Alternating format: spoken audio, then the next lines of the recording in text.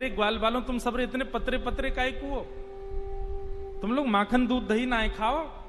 ब्रजवासी सब बोले लाला तू जो कहेगो सो करेंगे लेकिन चोरी ना करेंगे। बालक सबरे बोले लाला तू जो कहेगो सब करेंगे, अपने से दूर जावे की बात मत कर। तू बता कैसे करनो कहा करनो, हमें बता हम करेंगे। ठाकुर जी आकर बोले और भाभी जी कहा है रो है? ठाकुर जी बोले देख हम ते शर्त मत लगावे। ग्वाल बाल दौड़ करके गए और गौशाला में जाके सब बछड़ा बछिया खोल दिए। भगवान ऊधम करते हैं, ठाकुर जी बड़े बड़े ऊधम मचाते हैं, लेकिन प्रथम करी हरि माखन चोरी। ठाकुर जी ने माखन चोरी क्यों करी, वाक्य पीछे को कारण कहा है। ठाकुर जी ग्वाल बालों से कहते हैं अरे ग्वाल बालों तुम सब इतने पतरे पतरे काहे को हो? तुम लोग माखन दूध दही ना खाओ। सबरे बालक बोले लाला हम कैसे खामें, ये कंस ने हमारे ऊपर कर लगा रखो है, टैक्स। सब ब्रजवासीन को अपने अपने घर को सब माखन मथुरा में जमा करवानो पड़े। ठाकुर जी बोले कंस को देनो पड़े। भगवान बोले अब मेरी आयु इतनी छोटी, अभी मैं समझावे जाऊंगा कोई मानेगो नहीं मेरी बात को, बड़े है कि समझाऊंगा, लेकिन अभी कहा करूं, अभी कैसे दूध घी दही मथुरा जावे से रोकूं। सो ठाकुर जी ने सब ग्वाल बालन से कही भैया देखो राजी राजी नहीं मिले तो चोरी करके खाएंगे। ब्रजवासी सब बोले लाला तू जो कहेगो सो करेंगे लेकिन चोरी ना करेंगे। ठाकुर जी बोले क्यों चोरी क्यों ना करोगे? ब्रजवासी बालक बोले लाला मैया यो के चोरी करवे ते ब्याह ना होवे, चोरी करवे ते कोई ब्याह को नहीं हमसे। ठाकुर जी बोले ऐसा पतर पूछ रहा सो बनो रहेगो तो ते कोई ब्याह ना करेगो, नहीं शरीर तो बना ले। अच्छा ब्रजभाषा समझ आ रही ना आप लोगों को? बड़ी प्यारी भाषा है, ठाकुर जी की भाषा है ब्रजभाषा। ठाकुर जी बोले ऐसा पत्रों से बनो रहेगो तो कोई ब्याह ना करेगो। अरे ने खा पी के हिष्ट पुष्ट तो है जा। ठाकुर जी बोले ना करोगे चोरी? ग्वाल बाल बोले ना लाला तू जो कहेगो सब करेंगे, चोरी ना करेंगे। ठाकुर जी बोले तो ठीक है, तो फिर आज से आप लोग अलग खेलो और मैं और दाऊ दादा हम अलग खेलेंगे, हमारी आपकी मंडली अलग। बालक सबरे बोले लाला तू जो कहेगो सब करेंगे, अपने से दूर जावे की बात मत कर। तू बता कैसे करनो कहा करनो, हमें बता हम करेंगे। और ठाकुर जी ने सब ग्वाल बालों के संग मिलकर के गोपियों के यहां चोरी करना प्रारंभ किया। बंधुओं अब देखो ये दोनों तरफ से ताली बज रही है, एक तरफ से नहीं। ठाकुर जी चोरी करते हैं तो जैसे ही गोपी को पता चलती है आज उसके यहां चोरी हुई तो गोपी को चिंता होती है, क्यों मेरा मक्खन बढ़िया नहीं था, मेरे यहां क्यों नहीं करी।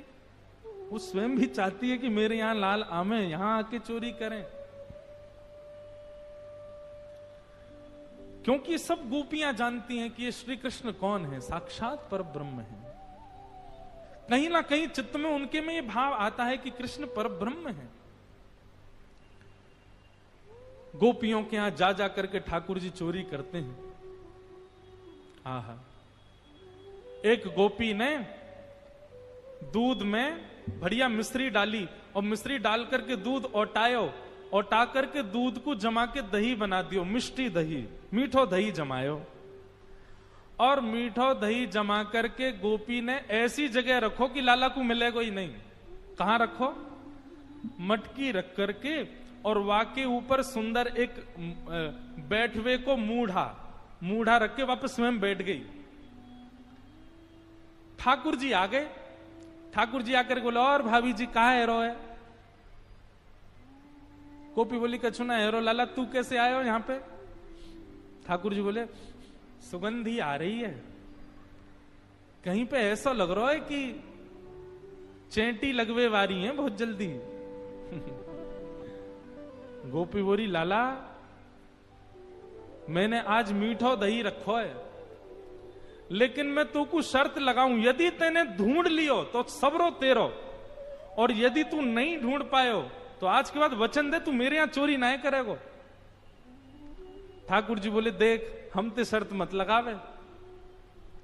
गोपी बोली ना तो ती शर्त लगाऊंगी, यदि तेने ढूंढ लियो तो पूरो दही तेरो, और यदि तू नहीं ढूंढ पायो आज तो आज के बाद मेरे घर चोरी ना करेगो। ठाकुर जी बोले ठीक है लगी।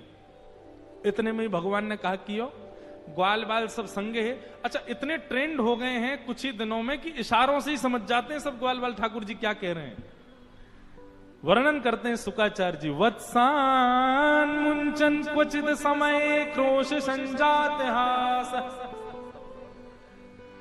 ठाकुर जी ने सब ग्वाल बालों को इशारा किया। क्या इशारा किया? बोले शाम का समय हो गया है, गैया दोहने का समय हो गया है, बाहर जाओ और गायों के सब बछड़ा बछिया खोल के भाग जाओ, सब रो दूध बछड़ा बछिया पी जाएंगे, दूध काटवे को मिलेगा ही ना। इतने में ही ग्वाल बाल दौड़ करके गए और गौशाला में जाके सब बछड़ा बछिया खोल दिए और बछड़ा बछिया अपने अपने मैयान के थनन के मुख में लगा करके और पीन लगे। इतने में ही सब ग्वाल बाल आए, अरे गोपी तू यहां बैठी है, मां तेरी गैयान को सबरो दूध पी गए बछड़ा बछिया। गोपी ने उठ करके खिड़की में से देखी तो सब बछड़ा बछिया दूध पी रहे हैं, तुरंत भागी गौशाला को।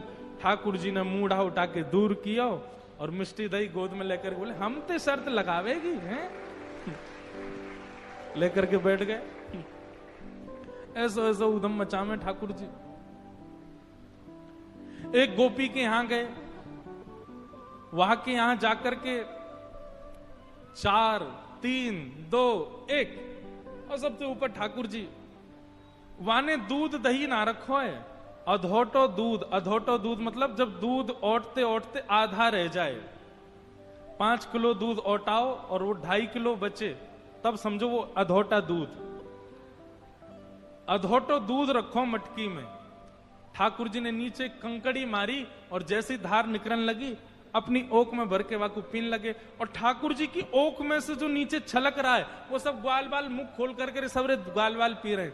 इतने में ही गोपी डंडा लेकर के आई और आकर के जैसे ही ठाकुर जी को मारवे लगी, ग्वाल बाल तो सबरे नीचे तो भाग गए, ठाकुर जी लटके रह गए। ठाकुर बोले देख गोपी हम गिर जाएंगे नीचे। बोले यही मारे तो आई हूं, गिर तू नीचे, आज तो पकड़ के ले जाऊंगी। आहा, ठाकुर जी बोले कहा करूं, कैसे भागूं? सोई ठाकुर जी ने वो छिद्र में से जो दूध निकल रहे हो ना, वहां में नीचे ऐसे मुख लगा करके वो दूध अपने मुंह में भर लियो और जैसे तैसे ठाकुर जी नीचे आ गए और मुंह फुला के खड़े हो गए। गोपी बोली ऐसे क्या खड़ा है? गोपी बोली कहा भयो? जैसे ही वो गोपी ने समीप गई, भर गंडूस मुख दे मारी। आहा, ऐसी पिचकारी मारी वाकी आंखन में, पिचकारी मार करके ठाकुर जी चौकड़ी मार के वहां से भाज गए। गोपी की स्थिति क्या हुई है? गोपी तो आंख मीड़े महाराज, पानी डाल डाल करके आंखन को मीड़े। सुबह से शाम है गई लेकिन वाके नेत्र धुलनो बंद नहीं भयो।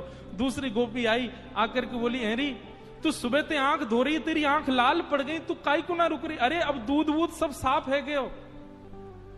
तब वो गोपी कह रही है अरे तो को कहा बताऊं, दूध तो निकल गयो, आंख तो साफ है गई, लेकिन ऐसे मुंह फुला के वो नंद नंदन की छवि मेरे नेत्रन में बैठ गई। अब और कुछ दिखे ही ना रहो मुकु, मैं कहां जाऊं? वो छवि मेरे नेत्रन में बैठ गई, मैं कहां जाऊं अब? ऐसे ठाकुर जी सब ग्वाल बालों के संग लीला करते हैं, सब गोपियों को संग सुख करते हैं, उनको आनंदित करते हैं।